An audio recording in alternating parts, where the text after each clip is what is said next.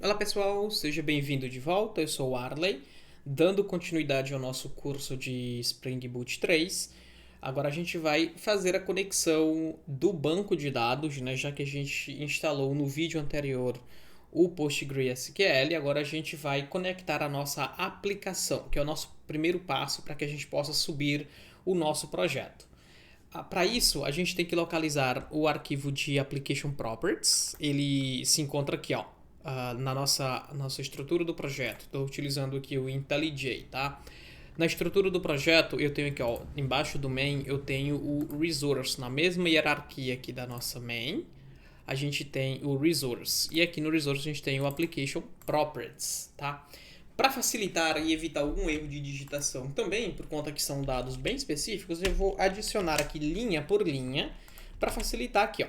Primeira linha que a gente vai adicionar aqui é a conexão, dizer para o nosso projeto, para o Spring Boot, qual que é o driver que a gente está utilizando. Para isso, a gente tem que informar aqui, dentro do Application Properties, aqui, ó, a sintaxe é Spring, é separado por ponto, cada uma das ações, tá? Spring.dataSource.driver class name. E aí a gente tem aqui o org PostgreSQL driver, tá? Então aqui ele vai dizer qual que é o driver que a gente precisa usar do Java, do JDBC, para a gente conseguir conectar aqui dentro do nosso banco de dados.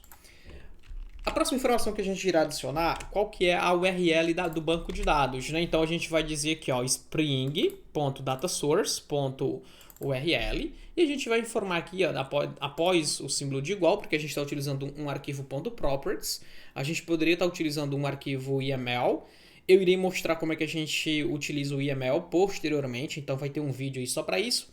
E a gente vai estar convertendo aí o nosso arquivo Application Properties para um arquivo Application YAML. Aqui a gente tem, ó, DBC, JDBC, a gente tem que dizer qual que é o banco de dados, PostgreSQL, qual que é o host em que se encontra, né? Porque isso poderia estar numa rede, por exemplo, em um determinado IP em uma outra máquina. Nosso banco de dados pode estar rodando em nuvem ou em outro local. Então eu informo que está no meu localhost, que é a máquina local, qual que é a minha porta, a porta é padrão do PostgreSQL, qual que é o nome do banco de dados, que no caso a gente vai utilizar esse nome aqui de tshare, que é o mesmo nome do projeto, né?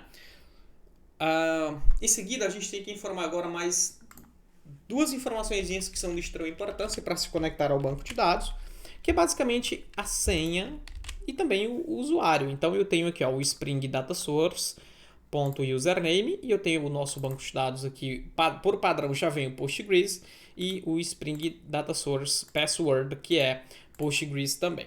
A outra informaçãozinha que a gente vai adicionar, a gente irá adicionar ao longo do curso várias outras informações aqui dentro do Application Properties, porque são arquivos aqui é um arquivo de configuração, então arquivos de configuração vêm aqui.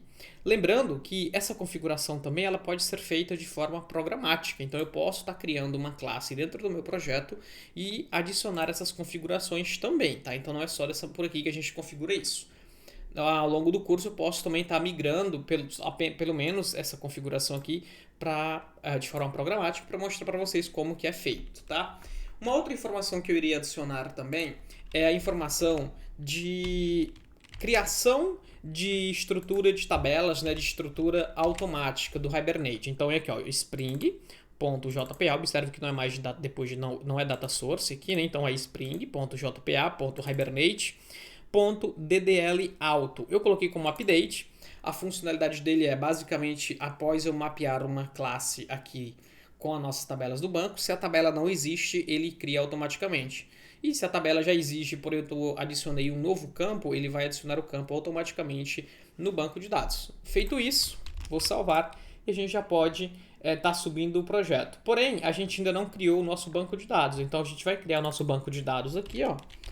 Copiei aqui o nome e a gente vai adicionar aqui, ó. Eu abri o Postgres aqui, o pgadmin, e vou aqui em Databases, e aí aqui eu vou criar um novo database. Basta clicar com o botão direito, New Database, e aqui eu vou colar o nomezinho do nosso banco, que é o nome do nosso banco vai ser tshare. Vou clicar aqui em salvar, né, no save ali, e ele vai criar automaticamente.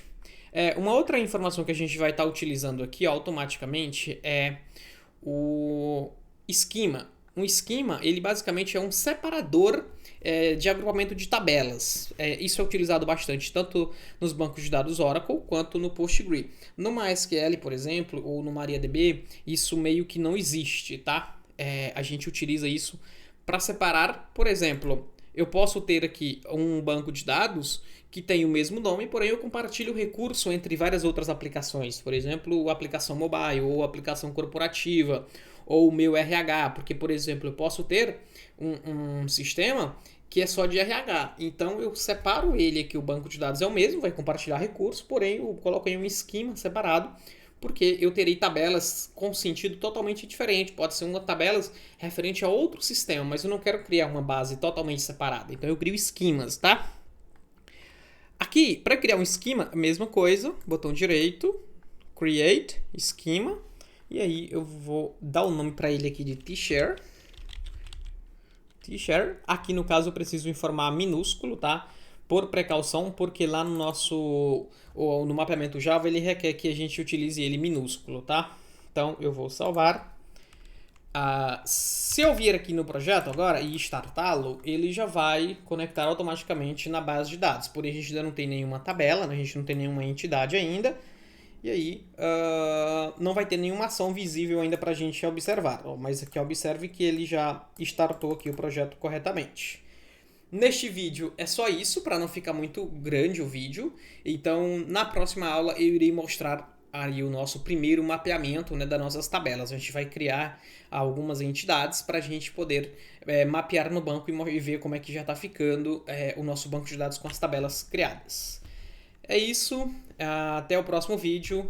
Se inscreva no canal e ative o sininho para receber as notificações, para que também acompanhe aí a evolução do nosso projeto.